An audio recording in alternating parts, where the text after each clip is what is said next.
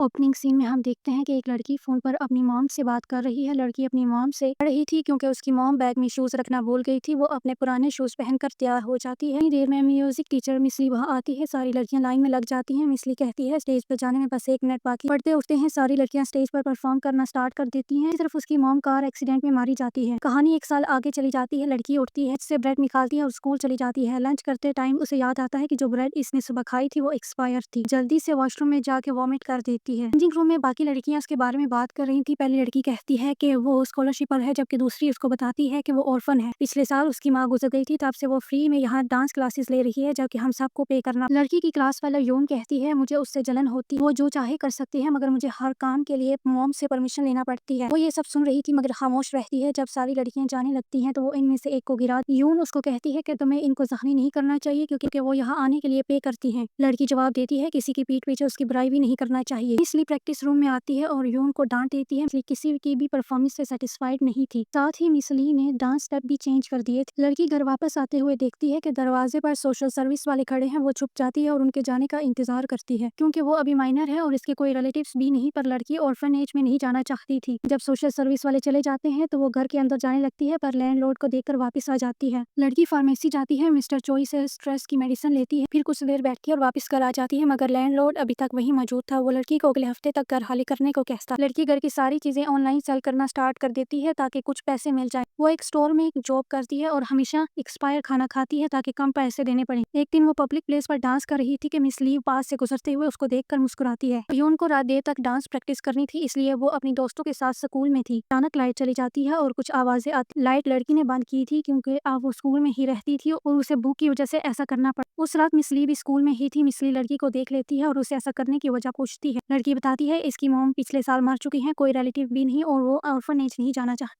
मिसली के पूछने पर वो बताती है कि वो 1 वीक से यहाँ रह रही है। मिसली हैरान हो जाती है, इस बारे में किसी को भी पता नहीं चला था अभी तक। फिर उसे सामान समेटने को बोलती। लड़की अपना सारा सामान लेकर मिसली के साथ चली जाती है। मिसली को मजबूरन उसे अपने घर ले जाना पड़ता है। उसे 2-3 दिन तक रहने की इजाजत देती है और उसको बेसमेंट में सोने के लिए कहती है। मिसली एक परफेक्ट डांसर, परफेक्ट टीचर है और उसे अकेले रहना पसंद है। वो लड़की से कहती है किसी को इस बारे में पता ना चले। अगले दिन वो फ्रिज खोलती है जो कि खाली थी। मिसली उसे ब्रेकफास्ट में जूस देती है। लड़की उसे फेंक देती है क्योंकि वो बहुत कड़वा था। मिसली उसे टेबल साफ करने के लिए कहती है। प्रैक्टिस रूम में मिसली अनाउंसमेंट करती है कि विंटर वेकेशन में प्रैक्टिस आवर्स ज्यादा कर दिए जाएंगे और नेक्स्ट वीक ऑडिशन लिया जाएगा। जो लड़की पास करेगी वही फाइनल परफॉर्मेंस में जाएगी। ये सुनकर सारी लड़कियां नर्वस हो जाती हैं क्योंकि वो पहले से ही हर दिन 4 घंटे प्रैक्टिस करती थी। यून कहती है कि हमें परेशान होने के बजाय ज्यादा से ज्यादा प्रैक्टिस करनी चाहिए। अपनी फ्रेंड के साथ डिनर कर रही थी। यून की मॉम कहती है मेरी बेटी भी मिसली की तरह परफेक्ट डांसर बने। दूसरी औरत कहती है मिसली के टैलेंट के अलावा कुछ भी ऐसा नहीं जिसकी ख्वाहिश की जाए। मिसली ये सुनकर कुछ भी नहीं कहती। आज मिसली की बर्थडे थी मगर वो केक काटे बगैर ही चली जाती है। लड़की मिसली के लिए डिनर तैयार करती है। पहले तो मिसली गुस्सा करती है मगर फिर लड़की के सरार पर टेबल पर बैठ जाती है। लड़की मिसली को अकेले छोड़कर चली जाती है ताकि वो आराम से खा सके। मिसली मुस्कुराती है और खाना एंजॉय करती है। अगले दिन लड़की सारा सामान लेकर जाने लगती है मगर मिसली उसको रोक लेती है। ऐसे में लड़की म्यूजिक ऑन करती है और अपने सर में दर्द महसूस कर रही थी। लड़की उसे मेडिसिन देती है जो उसने मिस्टर चोई से उधार पर ली। प्रैक्टिस करते वक्त मिसली यून की दोस्त को पीछे करके लड़की को आगे कर देती है। प्रैक्टिस के बाद जब वो अपनी कैबिनेट खोलती है तो उसकी मॉम की पिक्चर उन लड़कियों ने फाड़ कर फेंकती होती है। ये देखकर वो उदास हो जाती है और घर जाने की बजाय मिस्टर चोई के पास चली जाती है। आके रोना स्टार्ट कर देती है और वहीं सो जाती है। मिसली घर वापस आती है। लड़की को ना पाकर उसे कॉल करती है। मिस्टर चोई मिसली को बताता है कि वो फार्मेसी में है। मिसली जल्दी से फार्मेसी जाती है। मिस्टर चोई उसे स्ट्रेस के लिए कुछ मेडिसिन देते हैं, इसलिए उसका शुक्रिया अदा करती है और लड़की को लेकर एक रेस्टोरेंट में खाना खाने के लिए चली जाती है। इस लड़की से पूछती है तुम डांस क्यों करती हो, जिस पर लड़की मिसली से कहती है कि इससे मेरी मॉम को खुशी मिलती है। मेरी मॉम डांसर बनना चाहती थी मगर वो नहीं बन पाई और जब मैं डांस करती हूँ तो मैं भी खुशी महसूस करती हूँ। वो पूछती है अगर मैं ज्यादा मेहनत और प्रैक्टिस करूँ क्या मैं मेन डांसर बन सकती हूँ, जिस पर मिसली कहती है शायद तुम बन जाओ। उसके बाद लड़की दिन रात प्रैक्टिस करती है। मिसली उसके हाथ के बने हुए खाने भी खाना शुरू कर देती है और म्यूजिक सुनना भी स्टार्ट कर देती है। और फिर ऑडिशन का दिन आता है। यून बहुत ज्यादा नर्वस थी। यून अच्छा परफॉर्म नहीं कर पाई। लड़की पूरी जान लगाकर बहुत अच्छा परफॉर्म करती है। जजेस लड़की की तारीफ करते हैं। ऑडिशन में नाकामी की वजह से यून बेकाबू हो जाती है और लड़की को मारना स्टार्ट कर देती है। लड़ाई बढ़ जाती है। प्रिंसिपल सबको अपने ऑफिस में बुलाती है और पूछती है लड़ाई की वजह क्या है। उनकी मॉम उसे कहती है तुम परेशान न हो, मैं सब ठीक कर दूंगी। जिस पर यून कहती है गलती मेरी थी। वो रोने लगती है और कहती है ये सब मैंने आपके लिए किया क्योंकि आप डांस नहीं कर पाई थी। मैं आपकी बेटी हूँ मगर आपकी जगह पर नहीं हूँ और घर से बाहर चली जाती है। पास में कुछ लड़कियां यून को छेड़ने की कोशिश करती हैं। वो इनको मना करने की कोशिश करती है मगर मुसलसल यून को सताई जा रही थी। इतनी देर में लड़की आ जाती है। वो कहती है यून मेरी फ्रेंड है, इसको अकेले छोड़ दो वरना अच्छा नहीं होगा। लड़कियां यून और लड़की को मारना स्टार्ट कर देती हैं। उनके जाने के बाद यून कहती है अगर तुम लड़ नहीं सकती थी तो बीच में क्यों आई, जिस पर लड़की कहती है मुझे लड़ना नहीं आता, मैं तो बस रोक डाल रही थी। दोनों हंसने लगती हैं। अगले दिन दोनों चेंजिंग रूम में आके सबके सामने एक दूसरे से माफी मांगती है और प्रिंसिपल के ऑफिस जाके भी माफी मांगती है। प्रिंसिपल इनकी सॉरी एक्सेप्ट कर लेती है। सारी लड़कियां खुशी से प्रैक्टिस करने लगती हैं। आज परफॉर्मेंस का दिन था। लड़की मिस ली का शुक्रिया अदा करती है हर चीज के लिए और बताती है कि मिस्टर चोई आपको पसंद करने लगे हैं। फिल्म के आखिरी सीन में हम देखते हैं मिस ली और लड़की साथ रहना स्टार्ट कर देते हैं। मिस ली अब लड़की की गार्डियन बन चुकी है। मिस ली से मिस्टर चोई के प्रपोजल के बारे में पूछती है। इस पर मिस ली कहती है वो अपने से छोटी उम्र के आदमी को डेट नहीं कर सकता। अचानक मोबाइल पर मिस्टर चोई की कॉल आती है जिसे देखकर दोनों हंसने लगती हैं और यहीं पर फिल्म खत्म हो जाती है।